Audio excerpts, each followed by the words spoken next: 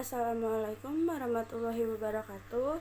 Perkenalkan, nama saya Teh Nurudina Puspitasari. Saya dari kelas reguler A, dari prodi Akuntansi Fakultas Ekonomi Universitas Islam 45 Bekasi. Sebelumnya di sini saya akan menjelaskan tentang toharoh. Sebelumnya, apa itu toharoh? Toharoh menurut bahasa berasal dari kata tohtur, artinya bersuci atau bersih. Menurut istilah, toharoh adalah bersuci dari hadas, baik hadas besar maupun hadas kecil, dan bersuci dari najis yang meliputi badan, pakaian, tempat, dan benda-benda yang ada atau yang terbawa di dalam tubuh kita. Toharoh juga merupakan syarat sah salat.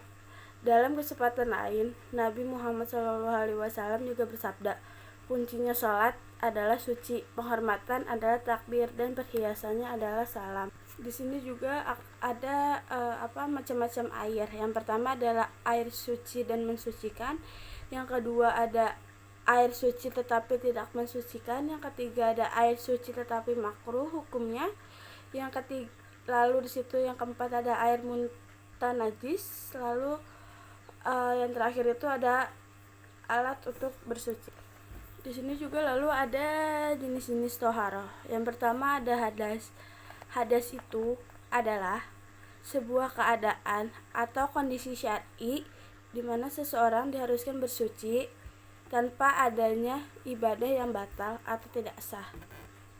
Yang kedua ada junub atau janabat, yaitu keadaan sesudah bersetubuh atau keluarnya air mani baik melalui mimpi yang disengaja atau tidak disengaja.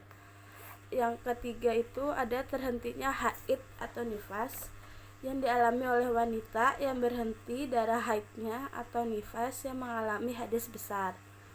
Lalu ada yang keempat, seseorang yang baru masuk Islam. Seorang ulama fikih bersepakat bahwa orang yang baru masuk Islam harus mandi terlebih dahulu.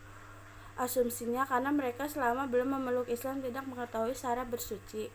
Lalu yang kelima ada setelah buang air besar atau air kecil. Kondisi setelah buang air besar atau air kecil termasuk hadas kecil. Lalu yang keenam ada menyentuh kemaluan. Seseorang yang menyentuh kemaluan tanpa alas juga termasuk berhadas, maka ia wajib berwudu ketika ingin sholat. Di sini ada macam-macam najis. Yang pertama itu ada najis mukhazazah, adalah najis berat. Yang membersihkannya adalah dengan cara diusap dengan tanah, kemudian dicuci dengan air sebanyak 7 kali. Lalu yang kedua itu ada najis mutawassitah. Di sini tuh ada dibagi berbagai jenis najis, yaitu yang pertama ada darah haid atau nifas, yang kedua ada wadi dan mazi, yang ketiga ada tinja, yang keempat ada air seni, yang kelima itu ada bangkai. Lalu ada babi, ada juga muntah. Lalu di sini tuh ada najis mukhafafah.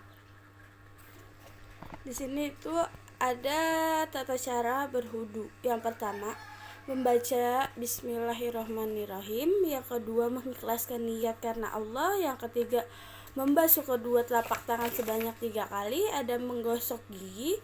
Lalu ada juga membasuh muka 3 kali dengan mengusap kedua sudut mata dan melebihkan dalam membasuhnya. Ada melebihkan dalam membasuh itu diriwayatkan dari Abu Hurairah bahwa Rasulullah bersabda, kamu sekalian bersinar muka, kaki, dan tanganmu di hari kemudian sebab kamu menyempurnakan wudu. Lalu ada menyela-nyela jenggot bagi pria. Lalu di sini ada membasuh kedua kaki beserta kedua mata kaki sebanyak 3 kali dengan mendahulukan kaki kanan. Lalu di sini ada tata cara tayamum.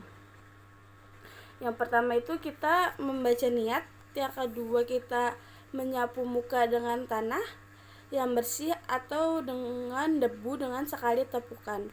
Yang ketiga itu ada menyapu tangan kanan hingga sampai ke siku dengan tanah yang bersih dan berdebu dari yang kedua kalinya. Lalu yang keempat itu tertib. Di sini artinya tertib itu adalah mengikuti urutan dan tuturan. Dahulukan niat, maka kemudian tangan. Lalu di situ tuh ada syarat-syarat tayamum. Yang pertama itu sesudah waktu masuk sembahyang. Yang kedua itu sesudah berusaha dan berikhtiar mencari air tetapi tidak berjumpa atau air yang hendak digunakan itu terlalu sedikit. Yang ketiga itu adalah sebelum melakukan tayamum hendaklah terlebih dahulu menghilangkan najis yang ada di badan kita. Lalu ada sunah-sunah tayamum. Yang pertama itu menghadap ke arah kiblat, membaca bismillahirrahmanirrahim, menipiskan debu di tangan. Lalu di sini ada tata cara melakukan mandi wajib. Yang pertama itu seseorang muslim wajib melakukan mandi wajib disebabkan hal-hal berikut. Yang pertama, melakukan hubungan badan. Yang kedua, keluarnya air mani. Yang ketiga, mati. Yang keempatnya, haid.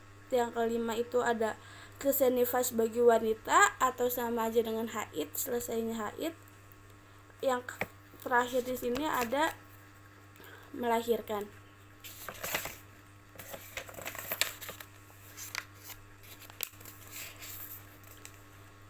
Lalu di sini itu ada fardu mandi, ada 3 perbuatan yang wajib dilakukan bagi orang yang mandi janabah, yaitu yang pertama ada mengucapkan niat, yang kedua itu ada sebelumnya harus menghilangkan najis jika ada terdapat pada badan kita, lalu meratakan air ke seluruh badan hingga pada setiap lembaran rambut dan kulit.